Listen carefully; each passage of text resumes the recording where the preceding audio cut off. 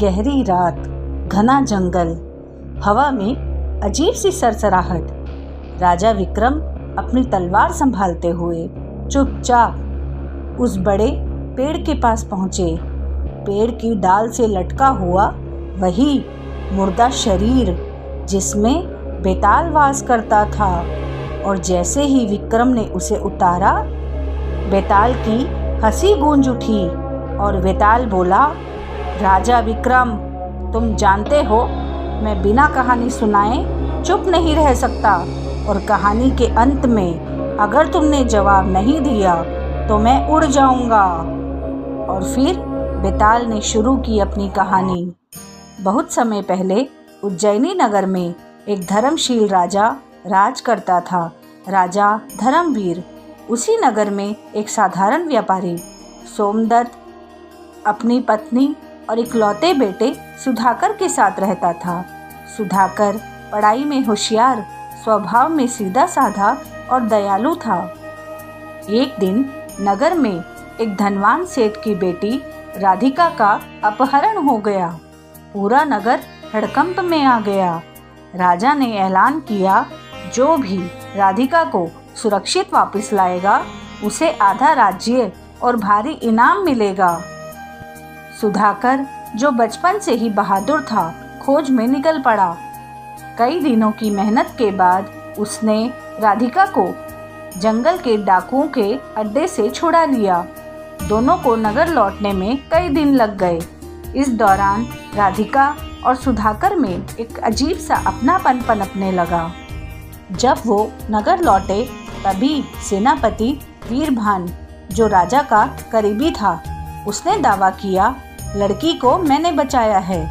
राधिका चौंकी पर कुछ बोली नहीं। सुधाकर ने भी सिर झुका लिया। मामला सीधा राजा की अदालत में पहुंचा और राजा धर्मवीर ने दोनों से पूछा, सच कौन बोल रहा है, मुझे बताओ। राधिका की आंखों में आंसू थे। अगर मैं सच कहूँगी तो सेनापति का अपमान होगा और शायद मेरे परिवार पर उसका गुस्सा टूटे। मैं किसी की जान खतरे में नहीं डाल सकती महाराज। सुधाकर बोला, मेरे लिए सम्मान और शांति इनाम से ज़्यादा बड़ी है। अगर मेरी चुप्पी से किसी निर्दोष की इज्जत बचती है तो मैं चुप रहना बेहतर समझूंगा। राजा धर्मवीर ने दोनों की बातें सुनी। थोड़ी देर मौन रहा। फिर राजा बोले, वीरता तलवार से नहीं, त्याग से साबित होती है।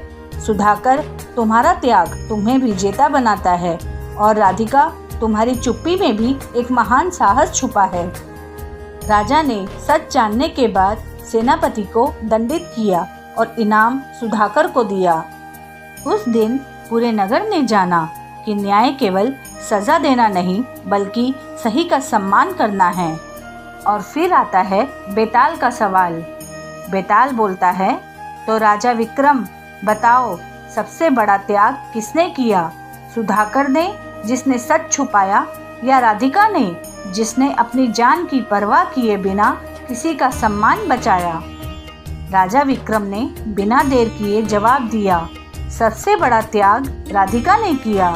सुधाकर ने मौन चुना, पर राधिका ने डर, अपमान और खतरे के बीच भी चुप्पी साधी। उसका त्याग दिल और हिम्मत दोनों की जीत है। बेताल हंसते हुए बोला, हा हा हा, सही जवाब राजा विक्रम, तुमने मुंह खोल दिया और मैंने बोला था तुम बोलोगे तो मैं उड़ जाऊंगा। लो राजा, अब मैं चला अपने पेड़ पर। और पलक झपकते ही बेताल फिर से गायब हो गया। जिंदगी में सही और गलत का फैसला हमेशा आसान नहीं होता। कभी कभी चुप रहना सबसे ऊंचा सच माना जाता है।